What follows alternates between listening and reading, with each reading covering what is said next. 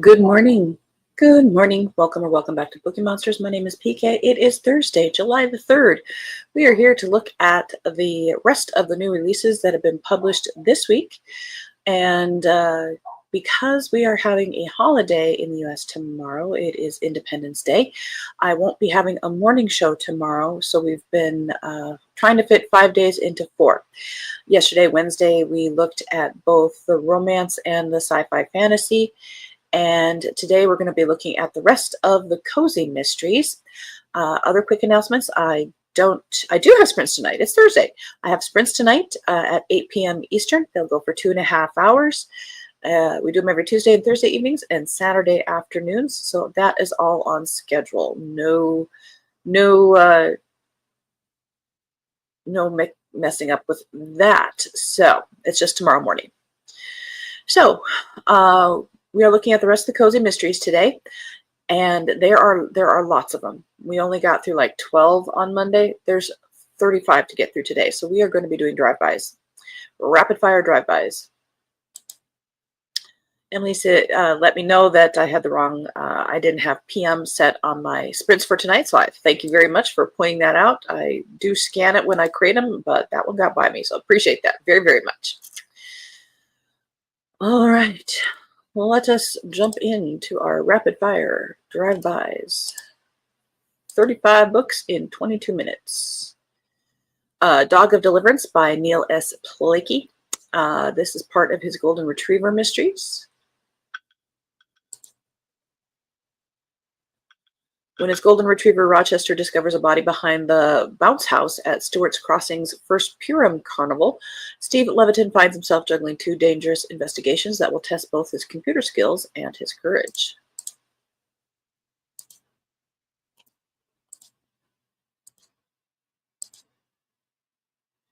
Mayapple and Murder by Corinne Winters, 14th in the Willowmere Cozy Mysteries. The retreat was supposed to be quiet until one of the guests turned up dead. Looks like this is set in winter time. So if you're hitting 100 degrees, you might want to read some Christmas in July ones, or at least winter set ones to help cool you off mentally. The Widow's Guide to Skullduggery by Amanda Ashby, 3rd in the Widow's Detective Club. When a human skull gate crashes her friend's big day, it officially becomes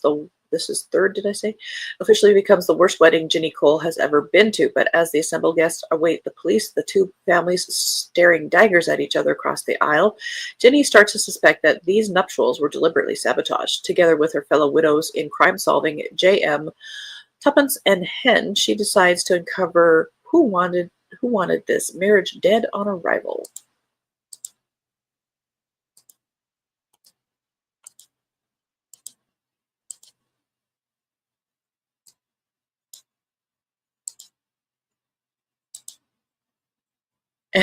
So 35, yes.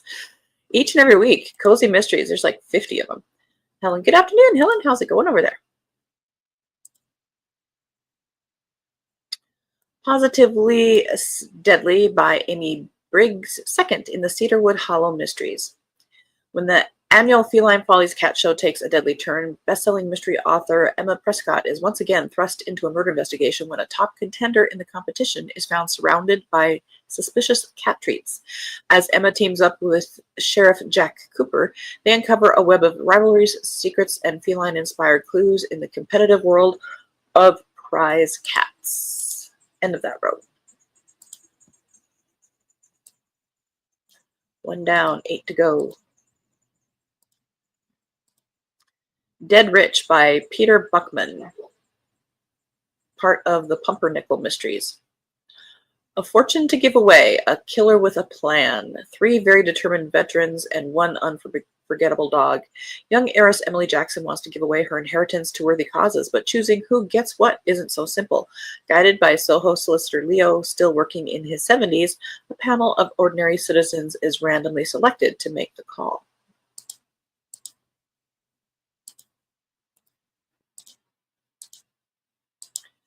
Myrrh and Mayhem, 4th in the Jude and Audie West Mysteries by Laurie Albersworth. Every evening, Josephine Richards strolls the historic district of Missouri's first capital, a healthy habit if she weren't already dead. A young bride, a talented artist, a powerful legislature. When a rep in the Show Me State's inaugural Congress returns home to find his wife in a pool of blood and a handsome glassmaker holding the murder weapon, the frontier town of St. Charles is rocked to its core.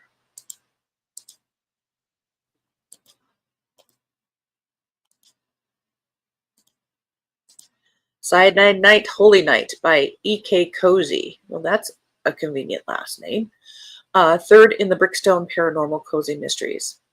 Historian Olivia Corbin expected elegance and eggnog when she agreed to document the opening of a century-old time capsule at the prestigious Hawthorne estate on Christmas Eve. Instead, she's snowed in with a house full of suspects after the family patriarch is found poisoned.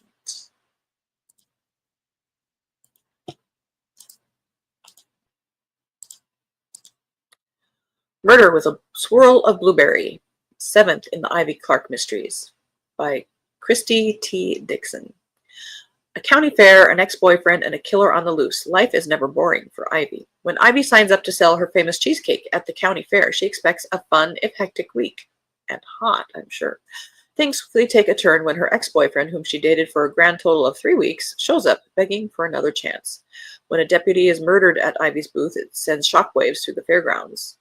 Worse, Ivy suspects the real target might have been Jet, her current beau, and the killer got the wrong person. End of that row. 7 to go.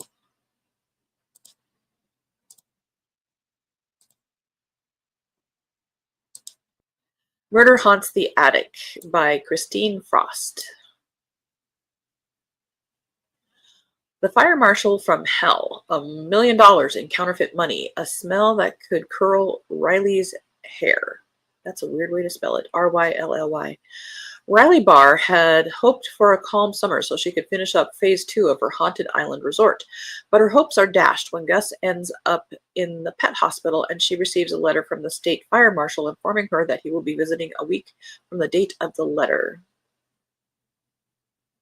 She and Kohler are stunned when the fire marshal shows up the next day, informing them that he is closing down the resort if they don't have the attic completely dejunked in 3 days, etc.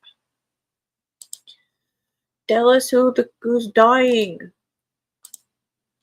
Who's the victim? The mayhem in the masquerade. The mayhem in the masquerade. Should have just gotten rid of the in the beginning. L.L. Gray. 6th in the Havenwood Paranormal Cozy Mysteries. Mardi Gras, Mischief, and a Missing Author. As Mardi Gras sweeps through the magical town of Havenwood, Harper Sullivan's bookshop, Spellbooks, becomes a centerpiece of excitement, hosting a sighting for best-selling author Garrett Grimshaw.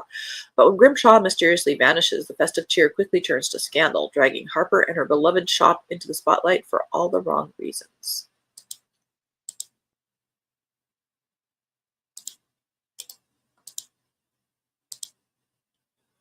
Ghoul Summer by Lily Harper Hart, 11th in the Witch on the Rocks Cozy Mystery Series. A day at a Tampa festival brings laughter and questions for Haley Waverly and Gray Hunter. Fun and games lead to a fortune teller who warns them of incoming trouble. Haley laughs it off, but when they get home, they find the police have shut down the road in front of Paradise Lodge. There's a body in the median, and Haley knows the victim. In fact, the dead witch is a member of her grandmother's coven. But why was the victim so close to Haley's home? Was she trying to warn her of something?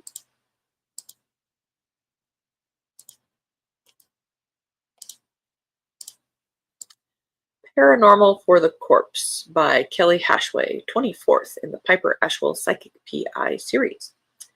Psychic PI Piper Ashwell has always been thankful she's not a psychic medium. She can barely manage to deal with the living. The last thing she needs is to have to shield her abilities from the dead, too. So when her senses lead her to a body buried on a golf course and Piper is the only one who can see a horrified-looking woman in a dress, she nearly has a meltdown because the woman isn't exactly alive. She's the spirit of the woman Piper helped unearth, and now it's up to Piper to help the spirit find the closure she needs to hopefully move on. End of that row. 6 to go, if I believe we are on.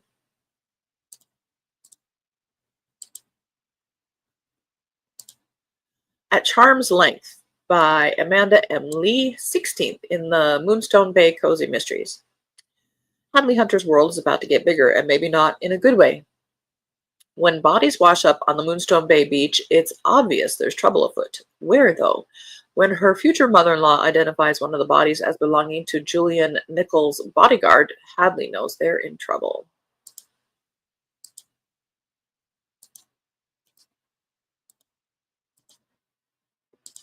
Nutcracker Conspiracy by Mona Marple and Katie Forrest, 8th in the Christmas Cozy Mystery Series. It's the most wonderful time of the year unless you're on the naughty list.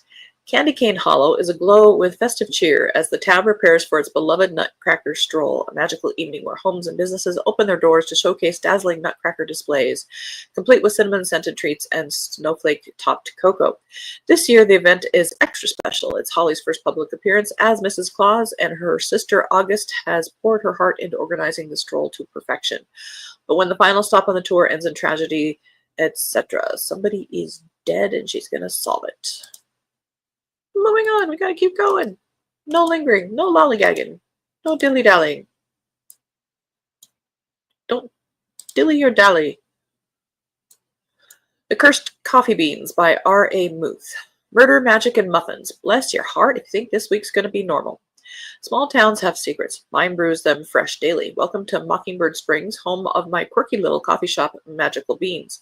Running a small business was supposed to be a peaceful gig. Seriously? Serve lattes, sell baked goods, and avoid accidentally poisoning anyone. Simple enough. Then a local land developer drops dead, and since he had his eye on my property, the blame lands squarely on me. Now I've drawn the attention of a detective who's all side-eye and sharp cheekbones.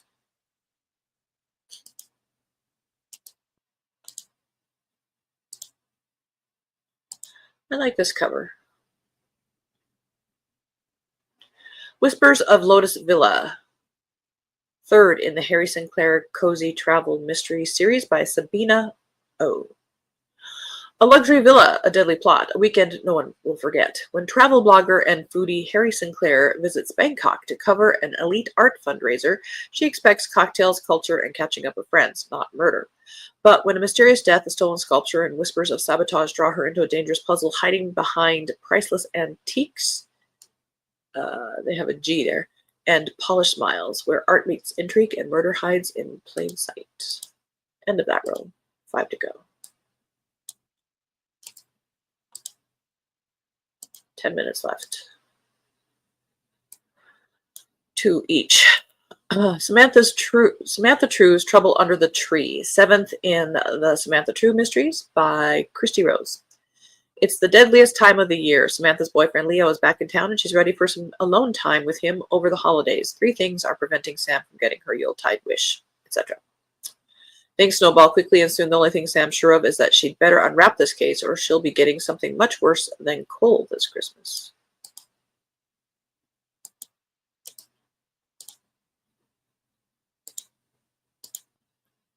Die, Die, Birdie by Joanna Campbell Slan, 19th in the Kiki Lowenstein Mystery Series. When her son's new pet becomes evidence in a murder case, scrapbook store owner Kiki Lowenstein Detweiler discovers that some family secrets are worth killing for.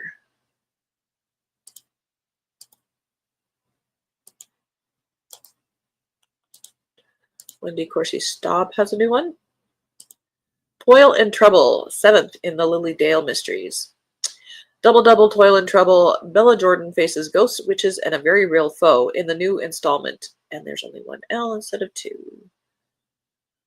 A relative newcomer to Lilydale, the quirky New York lakeside village populated by spiritual mediums, young widow Bella Jordan doesn't have time to believe in supernatural entities. She has enough to tackle, what with running Valley View guest house, wrangling her 7-year-old son Max, and their growing army of pets, and dealing with her lovable but meddlesome neighbors.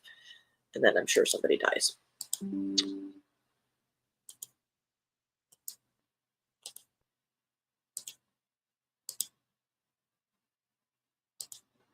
A Roast of Revenge by Simone Steyer. 10th in a Coffee Crimes Cozy Mystery Series. Summer sizzling in Magnolia Grove, and this year's barbecue bash is serving up more than just smoked brisket and bluegrass. Parker Hayes thought she could handle the heat until reality show chaos rolls into town along with the swaggering Blackwell brothers. Between feeding caffeine to half the county, dodging cameras in her cafe, and watching Hazel get starry-eyed over her new production gig, Parker's feeling more charred than a forgotten pork chop. End of that row.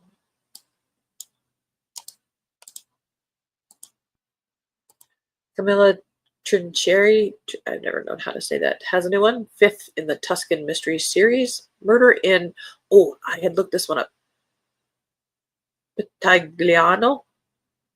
Ex-NYPD detective Nico Doyle finds himself unwittingly stepping into the role of a PI to investigate a murder that has torn a young family apart in this rustic mystery set in the beautiful medieval village of Pitigliano, Italy.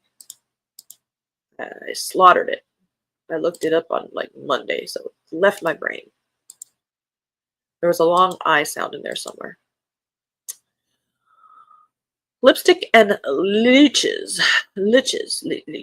Sea Spray Isle Witch Mystery Book number 2 by Mara Webb. The Sea Spray Inn is open for business. Unfortunately, so are the graves. Oh, that's yuck. Tilly Hudgens is doing her best to keep things running smoothly at her family's magical hotel, but with a grim-faced inspector sneaking around and threatening to revoke her license, she's desperate for just 2 days of normal. Instead, her cousin Myrtle and her cat familiar Smudge accidentally swap bodies, and things spiral from weird to full-blown catastrophe. Then the dead start rising. No, thank you. Camping with a Killer. The Sisters, Texas Mystery Series, 19th in that series by Becky Willis. Mistaken midnight caller, bloody handprint, and now a dead body. Another family vacation turns deadly when the Cordovas, it's the extra "d" in front of it that's throwing me off. Cordova, discover they're camping with a killer.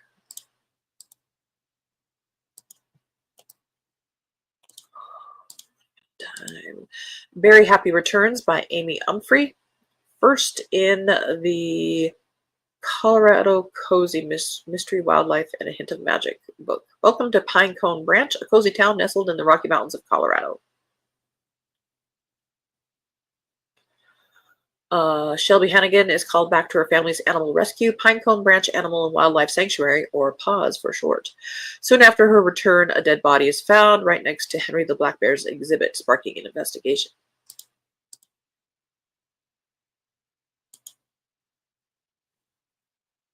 End of that row. I think we have 3 to go. In 4 minutes. 5 minutes. Murder in the Manuscript by Blair Barrows and Corinne Winters, 2nd in the Harrington Harbor Mysteries. A rare book, a forged signature, a body on the bookshop floor. When Harrington Harbor hosts its annual literary festival, bookshop owner Tessa Langley braces for chaos, but not the kind that comes with a corpse. And there's a Miller in the house. And big too. Buttons and Burglary LP? Buttons and Burglary. 2nd in the Dress Designer Cozy Mystery Series by Lucinda Race. Enjoy this humorous small-town psychic cozy mystery by blah, blah, blah. Thread carefully a fashionable pair of sofa sleuths unbutton a mystery that could cost them everything. Burglary, she buttoned.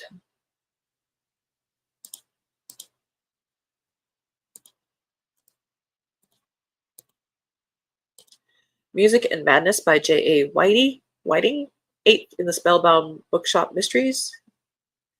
It's the beautiful month of August in the sea-coast town of Hamlet, Massachusetts, and a famous violinist has come to town for rest, relaxation, and a quiet place to compose his music. I bet it's not gonna happen for you.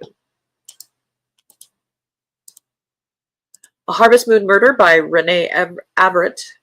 2nd in the Spotlight Sleuth, Isla Reed Paranormal Mysteries. Harvest season in Arbordale is ripe for murder, and Isla Reed just found her first victim. End of that row.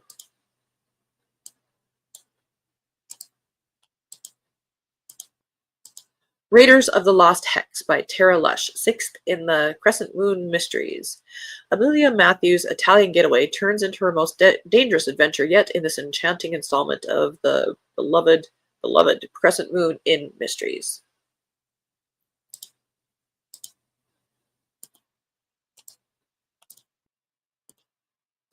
Justice and Liberty, a South Liberty magic novel by Sam Burns.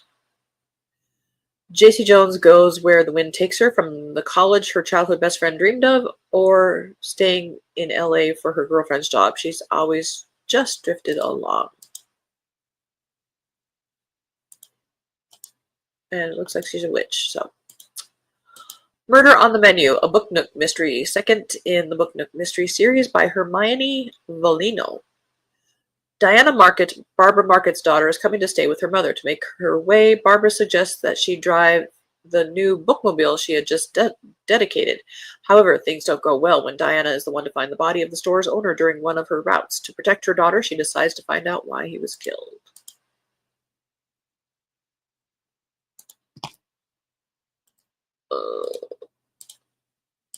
Murders at Clarion Castle by Anna Elliott and Charles Ville, 5th in the Homefront Sleuths Cozy Mystery Series, set in 1941. A missing heroine, a moribund butler, and a millionaire's castle chock full of secrets. End of that row. 3 more to go. This one is a sci-fi mystery. Infinite Archive, 3rd in the Mid-Solar Murders by Muir Lafferty. Amateur sleuth Mallory Viridian has just about got her bearings aboard the space station she calls home, but now the physical embodiment of the internet is on its way, and it's bringing murder with it.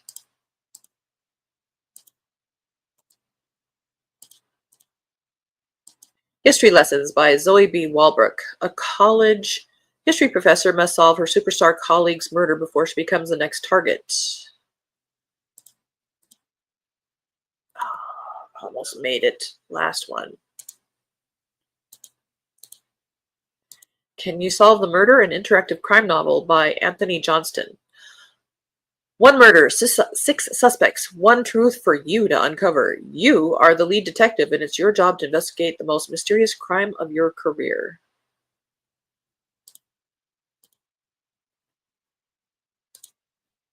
All right. That is it. Woohoo! Mary says, good morning. Happy Thursday. Sorry to be late this morning. Didn't sleep last night, and then around 5 a.m. turned out and conked it. Well, that's okay. You should have kept sleeping, honey. You're fine. But thank you. Volunteered at the library again today. It's Thursday. Picked up a good book on Tuesday, and so far I'm enjoying it. He Should Have Told the Bees. Sweet so far. That's a great title. Hope everyone has a safe and fun 4th and great weekend. Enjoy the day off. Well, thank you. Back at you, baby. So, as Mary mentioned, we don't have a morning show tomorrow.